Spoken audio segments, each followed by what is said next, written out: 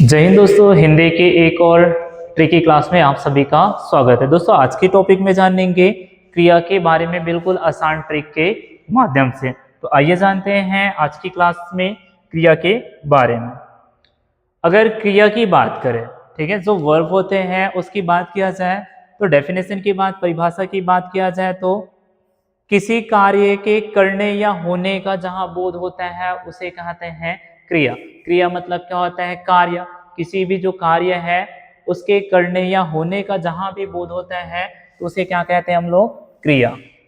पहचान क्या होता है इसकी? पहचान की बात किया जाए तो काम का नाम बताने वाले जो भी शब्द होते हैं, जो भी किसी काम का नाम बताता है वो हमारा क्या कहलाता है? क्रिया। जो काम का नाम बताता है वो हमारा क्या कहलाता है? क्रिया। अगर क्रिया की बात किया जाए, ठीक है, अगर क्रिया की बात किया जाए तो क्रिया एक विकारी शब्द होता है।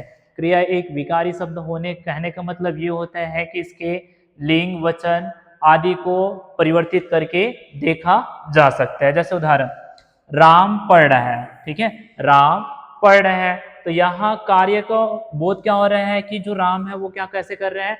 पढ़ रहे हैं। तो जहां भी किसी कार्य का होने का बोध होता है तो वहां क्या होता है? क्रिया। अब रचना के आधार पर क्रिया देखा जाए तो क्रिया के कितने भेद होते हैं? दो। ठीक है, रचना के आधार पर क्रिया के भेद देखा जाए तो ये दो प्रकार के होते हैं। पहला जो होता है वो होता है क्या? सकर्मक क्रिया, जिसमें कर्म रहता है और कर्म की क्या होता है? प्रधानता होता है। कहने का मतलब ये होता है कर्म सही। दूसरा जो होता है वो होता है अकर्मक क्रिया। ठीक है, अकर्मक कहने का मतलब ये होता है कर्म रहित, जिसमें कर्म नहीं होता। इस तरह रचना के आधार पर क्रिया के दो भेद होते हैं, सकर्मक क्रिया और दूसरा क्या होता है? अकर्मक क्रिया।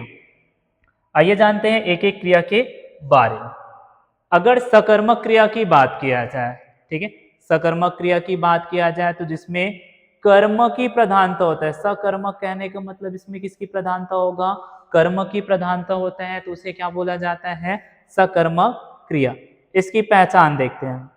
कर्ता या क्रिया के मध्य में क्या, किसको, किसे, ठीक है, इन तीनों वर्ड का क्या, किसको, किसे शब्द लगाकर इसकी पहचान हम लोग कर सकते हैं। जैसे उदाहरण से देखते हैं, राम आम खाता है। सकर्मक क्रिया की बात किया जाए तो इसके जो मध्य में जैसे ये, इसी को हम लोग बोल सकते हैं क्या?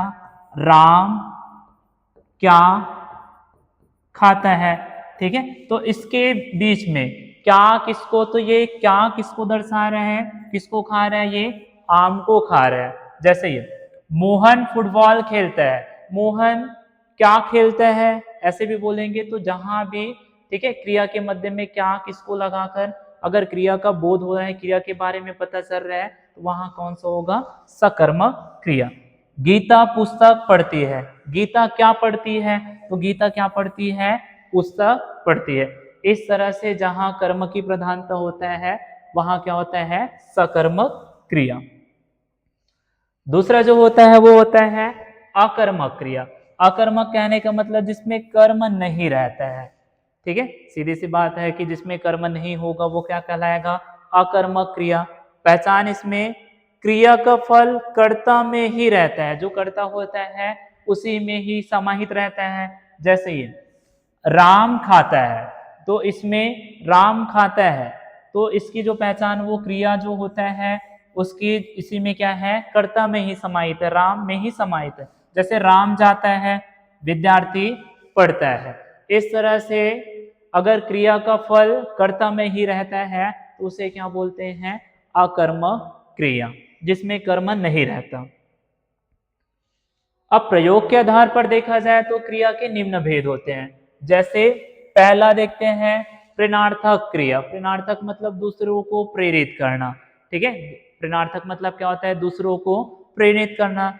जैसे देखते हैं, इसमें कर्ता स्वयं कार्य न कर कर, जिसमें कर्ता स्वयं कार्य न कर कर दूसरे को कार्य करने के लिए प्रेरित करता है। प्रेरणार्थक में क्या होता है? दूसरे को कार्य करने के लिए अगर प्रेरित करता है तो वो कौन सा क्रिया कहलाता है? प्रेरणार्थक क्रिया। जैसे उदाहरण, राम मोहन से पत्र लिखवाते हैं। जो राम है वो मोहन से पत्र लिखाते हैं। राम स्वयं पत्र ना लिखकर किससे लिखा रहे हैं? मोहन से पत्र लिखवा रहे हैं। माँ ने पिताजी से सामान मंगवाया। जो माँ है वो पिताजी से क्या? सामान मंगा रहे हैं, स्वयं ना करके क्या? पिताजी को सामान मंगाने का काम कर रहे हैं। अध्यापक बच्चों से पाठ पढ़वाता है। अध्यापक स्वयं पाठ ना पढ़ा के क्या? बच्चों से क्या कर रहे हैं? पाठ पढ़ाने का काम कर रहे हैं। किसान मजदूर से काम करवाते हैं। जो किसान है वो मजदूर से काम करा रहे हैं। तो जहां भी जो करता होता है वो स्वयं कार्य ना करके किसी दूसरे को काम करने के लिए प्रेरित करते हैं, तो वहां कौन सा क्रिया होता है? प्रेरणार्थक क्रिया। अगला दूसरा है पूर्वकालिक क्रिया। पूर्व मतलब पहले, कालिक मतलब कार्य। ठीक है, तो पूर्वकालिक क्रिया में क्या होता है कि जब कोई कर्ता एक कार्य को समाप्त कर लेता है, ठीक है, जो पहले के जो कार्य होता है उसको समाप्त कर उसी क्षण, ठीक है, दूसरा कार्य प्रारंभ करता है, तब वहां क्या होता है? पूर्वकालिक क्रिया होता है। ठीक है, जैसे ही पहले कार्य को समाप्त करता है उसी क्षण दूसरे कार्य अगर प्रारंभ करता है तो वो कौन सा होता है? पूर्वकालिक क्रिया।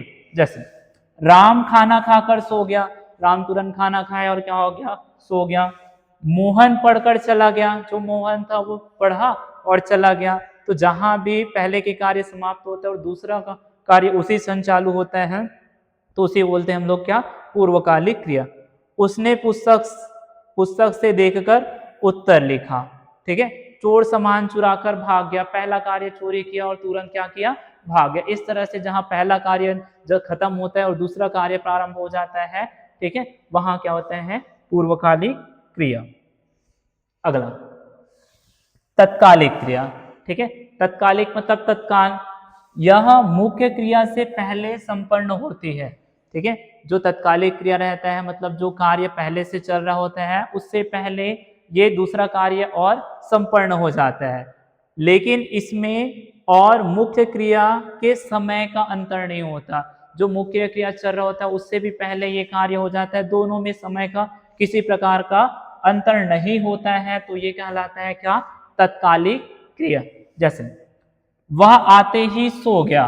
ठीक है, वह आया और तुरंत क्या हो गया? सो गया। पहले कार्य आया तुरंत ही, ठीक है, मुख्य क्रिया पहले से संपन्न होते हैं और इसमें मुख्य क्रिया और, ठीक है, जो क्रिया होता है, ठीक है, उस समय में दोनों का अंतर नहीं होता है, तो वहां क्या होता है? तत्कालिक। जैसे शेर को देखते ही तुरंत बेहोश हो गया।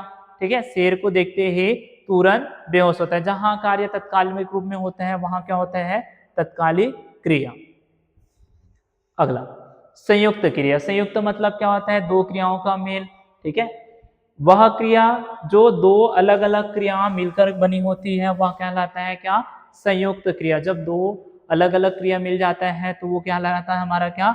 संयुक्त क्रिया। जैसे गीता विद्यालय चली गई। यहाँ चली गई दो क्रिया है, ठीक है, चली और गई। राम रोने लगा। ठीक है, राम कैसे हो गया? रोने भी लगा। ठीक है, इस तरह से जब दो क्रिया मिल गया तो वहां क्या हो गया? संयुक्त क्रिया। रोहित ने खाना खा लिया। ठीक है, खाना खा लिया, तो यहाँ भी खाना खा लिया भी दो क्रिया मिल रहा है, तो वहां भी क्या होगा? संयुक्त क्रिया। रमेश घर पर चला गया। ठीक है, चला गया, तो यहाँ भी जब दो क्रिया मिलता है, जहां भी दो क्रिया मिलता है वहां क्या होता है? संयुक्त क्रिया। अब होता है अगला सहायक क्रिया। सहायक मतलब किसी का सहायता करना। किसी वाक्य में मुख्य क्रिया की सहायता करने वाले जो क्रिया होते हैं वो क्या कहलाता है? सहायक क्रिया। जो मुख्य क्रिया रहता है उसकी सहायता करने के लिए और किसी क्रिया का प्रयोग किया जाता है तो वहां क्या होता है? सहायक क्रिया। रवि पढ़ रहा है। ठीक है, जैसे रवि पढ़ रहा है, तो रवि पढ़ रहा था उसकी सहायता, ठीक है। सोनम बाजार जा चुकी है। ठीक है, सोनम क्या है? बाजार जा चुकी है।